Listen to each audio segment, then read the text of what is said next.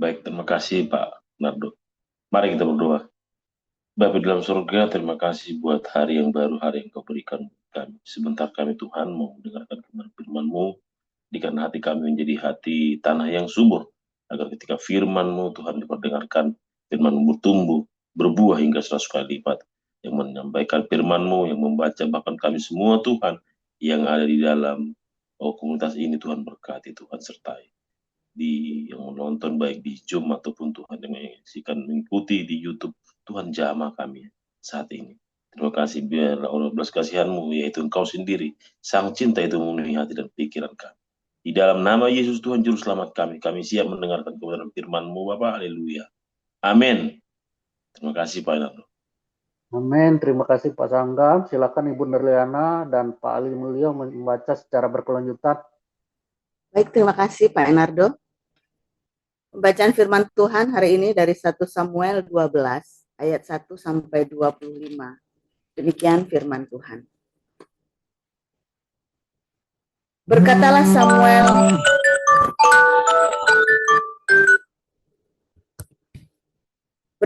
Samuel kepada seluruh orang Israel, telah kudengarkan segala permintaanmu yang kamu sampaikan kepadaku, dan seorang raja telah kuangkat atasmu.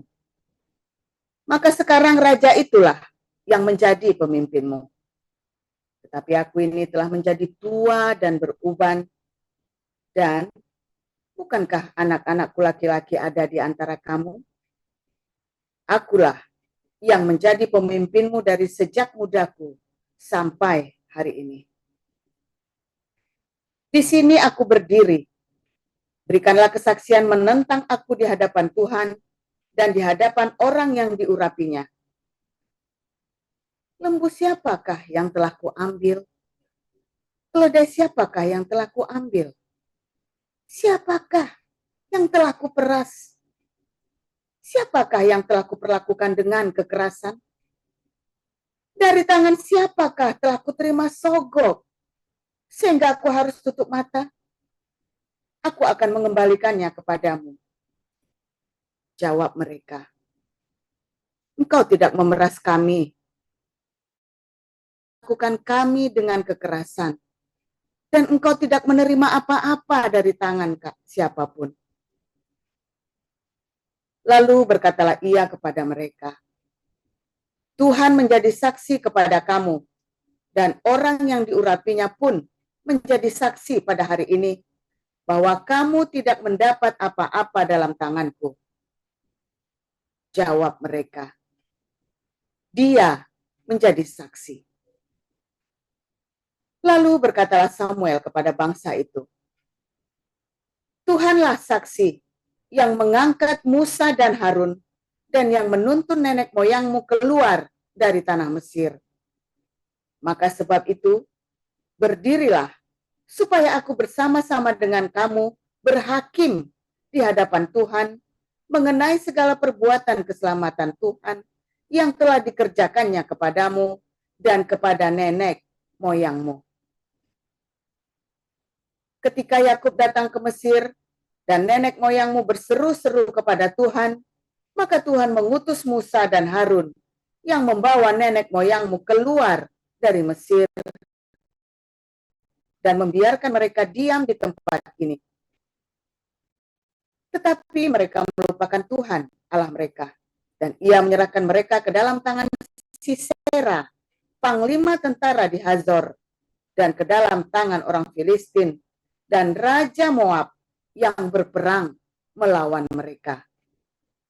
Mereka berseru-seru kepada Tuhan, katanya, kami telah berdosa, sebab kami telah meninggalkan Tuhan dan beribadah kepada para Baal dan para Asitoret. Maka sekarang lepaskanlah kami dari tangan musuh kami, maka kami akan beribadah kepadamu. Sesudah itu Tuhan mengutus Yerubbaal, Barak, Yefta, dan melepaskan kamu dari tangan musuh di sekelilingmu, sehingga kamu diam dengan tentram. Tetapi ketika kamu melihat bahwa Nahas, Raja Bani Amon, mendatangi kamu, Maka kamu berkata kepadaku, tidak, seorang raja harus memerintah kami. Padahal Tuhan Allahmu adalah rajamu. Maka sebab itu, lihat itu, raja yang telah kamu pilih, yang kamu minta. Sesungguhnya Tuhan telah mengangkat raja atasmu. Asal saja kamu takut akan Tuhan, beribadah kepadanya, mendengarkan firman-Nya, dan tidak menentang titah Tuhan, dan baik kamu maupun raja yang memerintah kamu itu mengikuti Tuhan Allahmu. Tetapi jika kamu tidak mendengarkan firman Tuhan, dan kamu menentang titah Tuhan, maka tangan Tuhan akan melawan kamu dan melawan rajamu. Sekarang, tinggallah berdiri dan lihatlah perkara yang besar yang akan dilakukan Tuhan di depan matamu ini. Bukankah sekarang musim menuai gandum?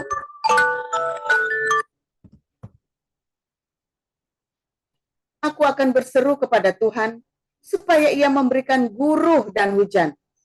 Lihatlah dan sadarlah bahwa besar kejahatan yang telah kamu lakukan itu di mata Tuhan dengan meminta raja bagimu.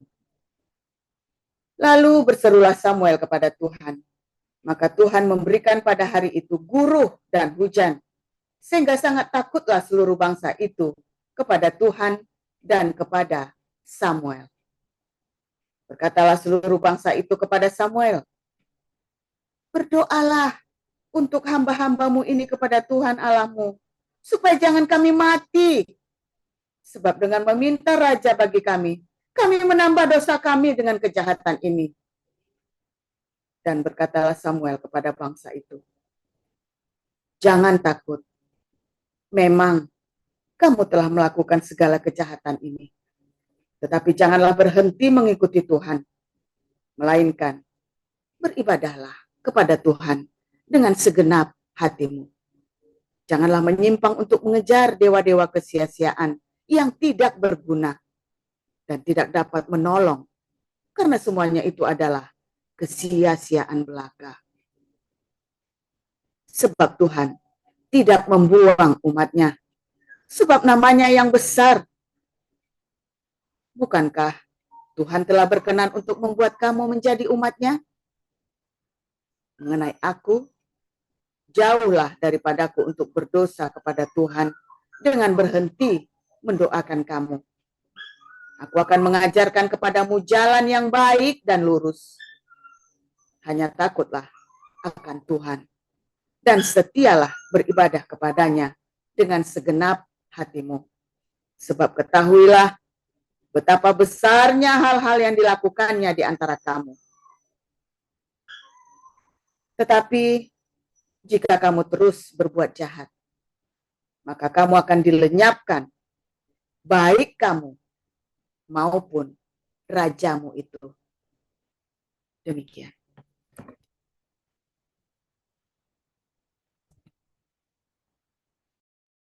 Di hadapan Allah dan Kristus Yesus yang akan menghakimin orang yang hidup dan yang mati, aku berpesan dengan sungguh-sungguh kepadamu demi pernyataannya dan demi kerajaannya.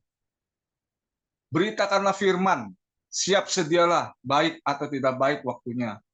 Nyatakanlah apa yang salah, tegurlah dan nasihatilah dengan segala kesabaran dan pengajaran. Karena akan datang waktunya, orang tidak dapat lagi menerima ajaran sehat, tapi mereka akan mengumpulkan guru-guru menurut kehendaknya untuk memuaskan keinginan telinganya. Mereka akan memalingkan telinganya dari kebenaran dan membukanya bagi dongeng. Tetapi kuasailah dirimu dalam segala hal, sabarlah menderita, lakukanlah pekerjaan pemberitaan Injil, dan tunaikanlah tugas pelayananmu. Mengenai diriku, darahku sudah mulai dicurahkan sebagai persembahan, dan saat kematianku sudah dekat. Aku telah mengakhiri pertandingan yang baik. Aku telah mencapai garis akhir, dan aku telah memelihara iman. Sekarang telah tersedia bagiku mahkota kebenaran yang akan dikaruniakan kepadaku oleh Tuhan. hakim yang adil pada harinya, tetapi bukan hanya kepadaku, melainkan juga kepada semua orang yang merindukan kedatangannya. Berusahalah supaya segera datang kepadaku, karena Demas telah mencintai dunia ini dan meninggalkan aku. Ia telah berangkat ke Tesalonika. Klerkes telah pergi ke Galatia dan Titus ke Dalmatia. Hanya Lukas yang tinggal dengan aku. Jemputlah Markus dan bawalah ia kemari, karena pelayanannya penting bagiku. Tikikus telah kukirim ke Efesus. Jika engkau kemari, bawa juga jubah yang kutinggalkan di Troas di rumah Karpus, dan juga kitab-kitabku, terutama perkamen itu. Alexander, tukang tembaga itu, telah banyak berbuat kejahatan terhadap aku. Tuhan akan membalasnya menurut perbuatannya. Hendaklah engkau juga waspada terhadap dia, karena dia sangat menentang ajaran kita. Pada waktu pembelaanku yang pertama tidak seorang pun yang membantu aku. Semuanya meninggalkan aku. Kiranya hal itu jangan ditanggungkan atas mereka. Tetapi Tuhan telah mendampingi aku dan menguatkan aku, supaya dengan perantaranku Injil diberitakan dengan sepenuhnya dan semua orang bukan Yahudi mendengarkannya. Dengan demikian aku lepas dari mulut singa. Dan Tuhan akan melepaskan aku dari setiap usaha yang jahat. Dia akan menyelamatkan aku, sehingga aku masuk ke dalam kerajaannya di sorga. Baginya lah kemuliaan selama-lamanya. Amin. Salam kepada Priska dan Aquila dan kepada keluarga Onesiforus. Erastus tinggal di Korintus, dan Trofimus kutinggalkan dalam keadaan sakit di Miletus. Berusahalah kemari sebelum musim dingin. Salam dari Ebulus dan Pudes, dan Linus dan Claudia, dan dari semua saudara. Tuhan menyertai rohmu, kasih karunia-Nya menyertai kamu. Demikianlah sabda Tuhan. Amin untuk firman Tuhan. Terima kasih para lektor, Ibu Nerliana dan Pak Ali Mulyo. Selanjutnya kita akan dengar renungan firman Tuhan hari ini dengan judul Sayonara Bye Bye oleh Gembala kita Pastor Joseph Pauljang. Silakan, Pastor. Shalom semuanya, haleluya. Firman Tuhan selalu baru setiap hari. Ketika kita menantikan Tuhan dengan penuh cinta, dengan penuh pengharapan. Saudara, nanti saya ketemu dengan gembalanya pendeta GKIN ya di Den Haag ya. Kita ngobrol ngalor ngidul lah, biasalah. Kalau enggak, ternyata kenal baik dengan keluarga saya ya, saudara ya, pendetanya ya. Dan ya, kenal baik lah, cukup baik ya. Juga dengan Pak Mangapul segala macam, rupanya masih satu lingkaran juga. Saudara, kita ngomong-ngomong tadi ya, tentang salah satu teman kita Pak Mangapul segala yang meninggal ya, tiba-tiba meninggal. Saudara, Pak Mangapul tuh meninggal tuh, pokoknya meninggal sudah enak sekali ya, saudara ya, nggak pakai aneh-aneh. Nah, saya sering bilang, Tuhan saya pengen kalau meninggal itu begitu tuh, mati aja langsung ya, nggak pakai sakit, nggak pakai ruwet gitu ya, nggak nyusahin anak, nggak nyusahin keluarga. Ya kita ya pengennya begitu, tapi kan yang ditinggal kaget ya bilang. Nah itu saudara, yang ditinggal kaget. Mengapa yang ditinggal kaget? Karena Anda tidak pernah mempersiapkan ya. Sudah siap-siap saja, tetap sedih, tetap kehilangan. Sebetulnya sama saja. Sebetulnya dari segala kita masih sehat, ya kita mempersiapkan hidup kita dengan baik, saudara ya. Kondisi lagi segar, bugar, ya. Anda harus mengajarkan ya kepada dirimu dan kepada keluargamu ya tentang kerajaan surga, ya. Bahwa memang kita harus selalu siap kapan saja, ya, untuk meninggalkan dunia ini maupun untuk ditinggalkan, saudara ya. Ketika papi saya mau meninggal, kalau papi meninggal, mami meninggal dulu, saya mau udah firasat ya, saudara ya, itu saya ya, karena memang kita kan sudah terbiasa dengan hal supranatural. Nah, ya kebetulan saya ngerti ya, saya sudah dapat penglihatan dulu ya, mami mau meninggal, papi mau meninggal. Jadi ketika yang terakhir mami ya kemarin waktu mau meninggal tiba-tiba dia makan sayur lodehnya satu panci saudara doyan sayur lodeh satu panci bayangnya ya satu panci mohon sayur asem satu panci kakak saya sampai ini ada apa kok maksudnya kok keterlaluan masa makan enggak bagi-bagi sama yang lain kan begitu saya main apa iya main juga begitu ini udah berapa hari ini makanya begitu Gus cepetan dia mau beli apa lagi kasih makan saya lodeh kenapa harus itu ya saya suruh beli anggur bingkar disuruh beli dan pokoknya beli yang enak-enak saya bilang begitu ya seperti yang enak pokoknya minta apa kasih aja minta apa kasih saja oh nanti gulanya begini nanti gulanya begitu ya enggak apa-apa orang sudah tua kok sudah tua itu nggak ada gula naik gula turun yang penting kita cepet cek selalu cek up dokter saya bilang begitu ya benar saudara ya sebulan kemudian mami meninggal ya dan oh sehat ya tiba-tiba meninggal sehat terus seminggu tiba-tiba drop itu sudah hilang kesadarannya ya seminggu itu wah kita mah sudah ini cepat sekali ya dropnya itu cepat sekali ya dari cuman sakit ya ditelepon dia ya ditelepon besok besok makin makin lemah nah, ini cuma masuk angin nah, tapi saya sudah firasat ya sudah firasat mami juga sudah firasat nah tapi waktu persiapan itu mami persiapan ya waktu mau meninggal sudah dipersiapkan semuanya sehingga anak-anak juga ada kapiran semua sudah dipersiapkan seorang yang baik itu ya seorang tua yang baik itu mempersiapkan kematiannya saudara. Kalau Anda sudah usia sudah di atas 50 apalagi penyakitan ya, Anda sudah selalu siap kapanpun saudara ya untuk berangkat. Apalagi kalau di Indonesia kan, Indonesia ini kan benar-benar nggak baik ya suasananya, hawanya, udaranya ya. Ya Anda persiapkan udah 50, 60, Anda harus sudah siap-siap. Jangan Anda usia 70 masih geragas.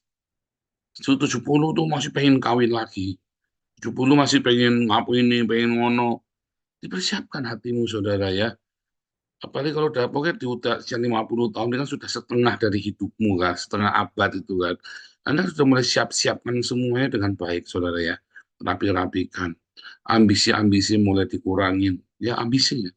Loh, kalau ada pekerjaan kerjain, tapi kalau apa namanya jangan ambisius lagi, saudara. Jangan ambisius, ya.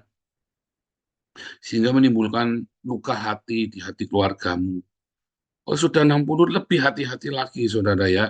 Kalau bisa kalau sudah 60 itu sudah benar-benar ya hanya itu saja dan berkati keluargamu yang lain. Kalau bisa ya.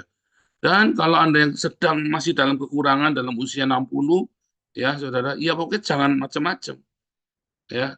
Ya cukupkan dirimu dengan apa yang Anda saya bangga dengan Pak Yanja ya saudara ya. Sudah usia yang lanjut dan cukupkan diri dengan apa yang ada.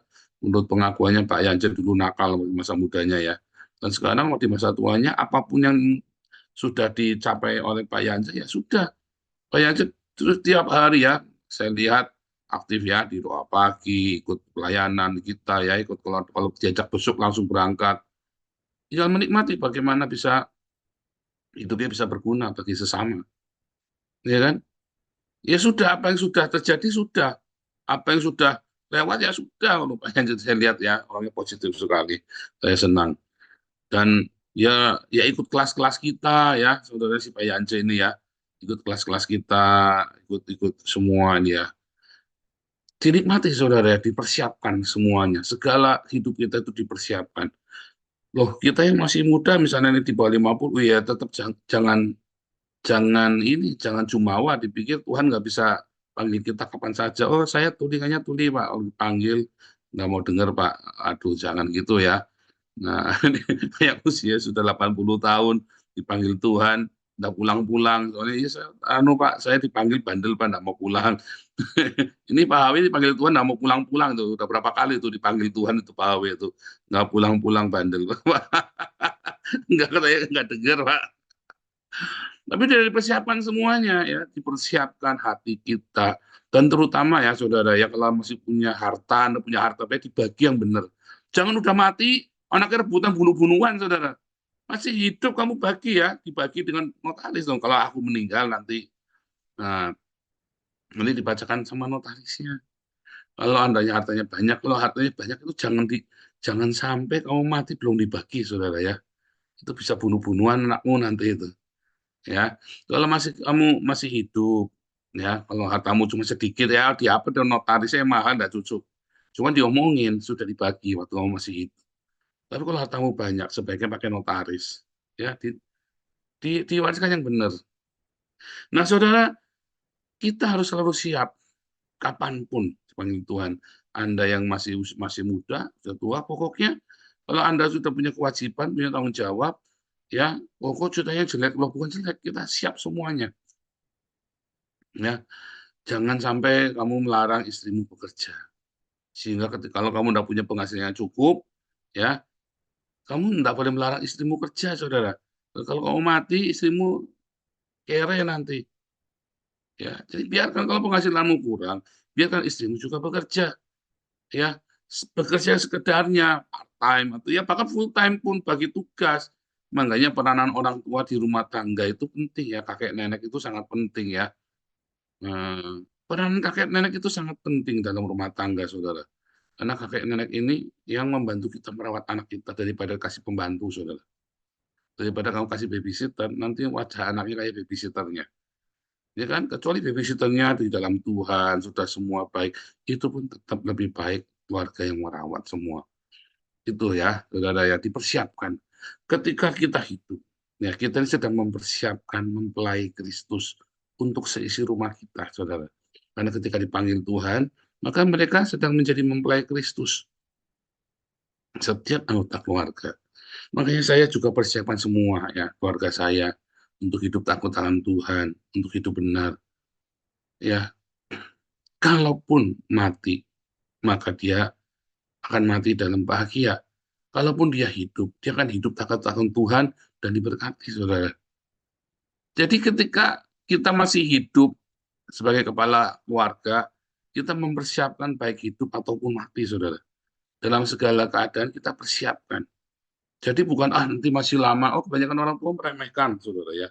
Nanti masih muda menikmati, biarin aja. Tiba-tiba tabrakan anakmu. Persiapkan semua senantiasa ya. Ya anak muda pun, saudara, untuk melampiaskan kemudaannya itu ada batasnya, saudara. Tiba-tiba anakmu kena narkoba dan nggak bisa balik. Kalau udah kena narkoba itu, waduh, kalau mau bilang balik itu hanya Tuhan yang tahu, saudara. Ya kalau orang sekali kena narkoba, jadi Anda selalu ya, itu adalah hidup itu adalah sebuah persiapan untuk kehidupan setelah kematian. Makanya kalau dia hidupnya panjang pun 80-100 tahun pun dia dipersiapkan. Semakin kita umurnya panjang, kita semakin dituntut tanggung jawab. Kalau ada orang jahat, nggak mati-mati, saudara. Kenapa orang jahat nggak mati-mati? Dikasih kesempatan buat bertobat, saudara. Sehingga Anda nanti di hari penghakiman pun Anda tidak bisa berdalih, ya aku kurang cukup, waktunya nggak cukup. Nggak bisa, saudara. Setiap kita dituntut pertanggungjawaban dalam kehidupan kita. Ya, makanya setiap kita harus bertanggung jawab. Setiap saat kita harus bertanggung jawab. Ya, dan kalau bertanggung jawab, hidupnya harus hidup Pak, harus suci Pak, tegang. Hidup suci itu tidak tegang. Hidup saya suci, saudara ya, tapi saya tidak tegang. Kita penuh dengan canda tawa, kita penuh dengan ini ya, tapi juga nggak serampangan. Ya, hidup kita nggak tegang, kita mau santai-santai aja ya. Pulang mau nonton TV, kalau mau doa ya doa, mau pujian penyembahan. Yang membuat kamu tegang karena kamu hidup di dalam ritual agama. Kamu hidup di dalam ritual agama, maka hidupmu jadi tegang. Kesucian batas sucimu itu adalah batas suci fisik, saudara, ritual agama. Ketika batas sucimu itu adalah ritual agama, maka hidupmu jadi tegang. Maka hidupmu, kamu nggak bisa menikmati kehidupanmu dengan normal lagi.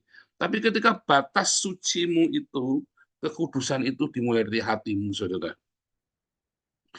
Maka hidupmu santai, enak, saudara, yang menikmati. Menjadi seorang Kristen yang saleh itu, ya, tidak harus kamu tuh pegang ya, nggak nonton TV, ya kan, terus Anda tidak bisa boleh mendengarkan lagu-lagu dunia. Saya mah malah mendengar lagu-lagu dunia. Dulu saya nggak dengar lagu-lagu sama sekali ya, tapi sekarang mau dengar aja. Ada setannya Pak, setan gundumu peang, setannya ya kamu itu, saudara. Tetapi bagaimana kita mendengarkan lagu-lagu itu Dan kita juga tetap menjaga dalam keseimbangan, tetap baca firman Tuhan, tetap mendengarkan firman Tuhan, tetap memiliki rema, ya saudara ya. Jadi bukan berarti kamu tidak boleh menikmati ya lagu dunia, nonton TV, nonton bokep ya jangan, ya saudara ya.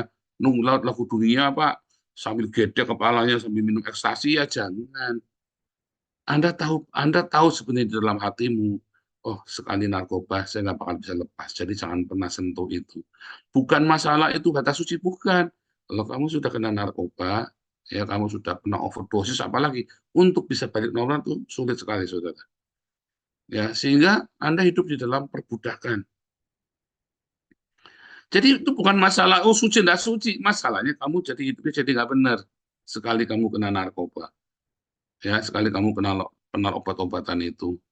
Jadi bukan masalah batas suci, kalau itu cuma tanggung jawab sama dirimu sendiri, saudara. Pas saya ke pelacuran, Pak, batas suci itu jelas batas suci. Ya, sekali kamu bersetubuh dengan seorang wanita, maka tubuh jiwa rohmu itu bersatu dengan dia, saudara ya.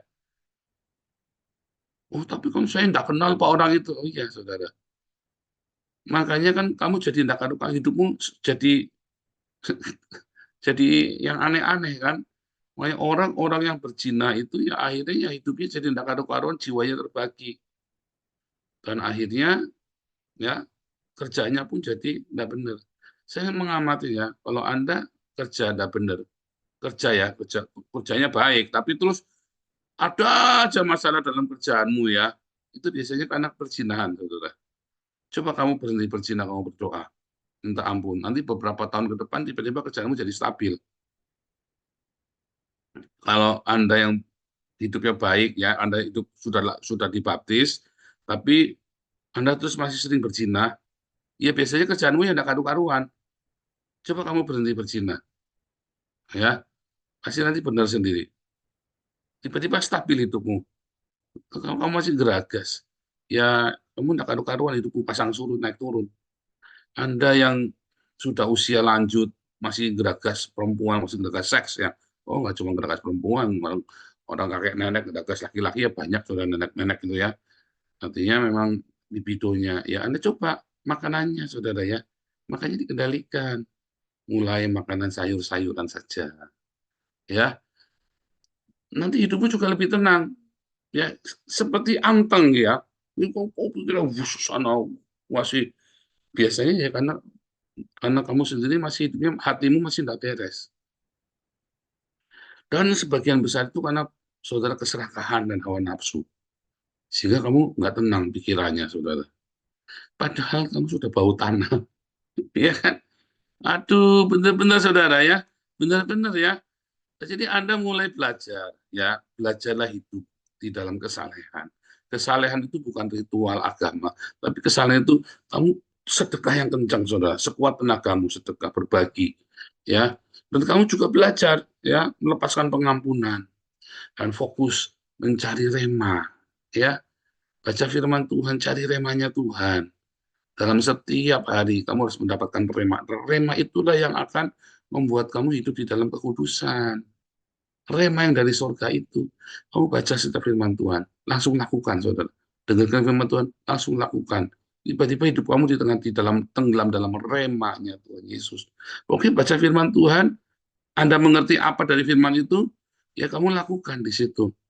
Terus ya, terus tiba-tiba kamu sudah tenggelam. Dan tiba-tiba kamu sudah nggak berdosa lagi. Nah, itulah kamu siap. Sambil kamu juga ajarin keluargamu untuk hal yang sama, dituntun anak saya ya. Saya bilang kalau setiap kali mau sesuatu terus mentok, saudara. Kayak karena dia biasa melihat kami puasa. Jadi mentok ya dia puasa, saudara, puasa sendiri. Puasa, puasa, puasa, puasa. Nanti selalu ada jalan keluar, selalu ada pertolongan. Ya kita itu cara mempersiapkan anak-anak kita begitu dengan teladan. Anda tidak bisa cuma dengan bacot doang, ya, dengan teladanmu untuk dia lakukan. Nanti Anda sendiri akan menuai hasilnya. Seperti anak panah, ya, di tangan pahlawan. Demikianlah orang yang membuat tabung panahnya penuh, saudara. Itulah anak-anak, ya, di masa muda. Maka Anda harus jadi teladan bagi anak-anakmu. Nah, itulah mempersiapkan persiapan hidup kita, saudara ya. Segala hidup kita adalah sebuah persiapan untuk datangnya kerajaan Allah. Baik kita yang pergi ke sana maupun kerajaan Allah itu yang datang. Kalau Anda mengerti bahwa setiap hidup kita, setiap detik hidup kita adalah persiapan untuk kerajaan Allah, Anda akan disiplin. Ya, karena Anda tahu meleset sedikit aja nggak bisa masuk. Ya, sehingga kalau meleset sedikit tegang, Pak, ya nggak tegang. Selama kamu melakukan, ya, mengasihi, mengampuni, memberkati, ya, diakonia, marturia, maka hidupmu nggak tegang. Hidupmu akan enak sekali ya, saudara ya. Ingat-ingat, hidup kita semua adalah persiapan menuju kerajaan Allah. Baik itu kerajaan Allah datang pada kita, atau kita yang datang kepada kerajaan Allah itu. Dan persiapkan setiap kita, anggota keluarga kita, untuk menjadi mempelai Kristus, saudara. Ya, Tuhan Yesus memberkati. Haleluya.